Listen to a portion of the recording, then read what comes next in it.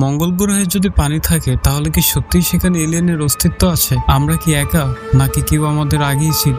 নাসার পার্সিপিয়েন্স রোভার জেজরা সেন্টারে এমন কিছু পাথর পেয়েছে যেগুলো জীবনের সম্ভাব্য চিহ্ন বহন করে। এই পাথরগুলোতে আছে জৈব কার্বন, সালফার, ফসফরাস, আয়রন, যেগুলো পৃথিবীতে প্রাণের জন্য অপরিহার্য।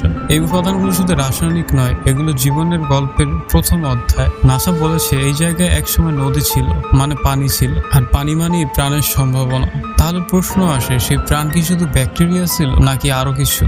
একটা বুদ্ধিমান প্রজাতি যারা হয়তো আমাদের মতোই চিন্তা করত, এলিয়েন যারা হয়তো এখনো কোথাও লুকিয়ে আছে। এই আবিষ্কার শুধু বিজ্ঞান না, এটা ভবিষ্যতের দরজা খুলে দিয়েছে, যেখানে মানুষ শুধু পর্যবেক্ষক নয়, অংশগ্রহণকারী হবে। মঙ্গলের লাল বালিতে একদিন হয়তো মানুষের পায়ের ছাপের পাশে থাকবে অন্য কারো ছাপ, একটা অজানা সভ্যতার চিহ্ন। তুমি, আমি, আমরা একটা নতুন পৃথিবীর গল্পের অংশ হতে পারি। তুমি কি বিশ্বাস করো এলিয়েন আছে? তারা কি আমাদের দেখছে, নাকি আমরা তাদের খুঁজছি?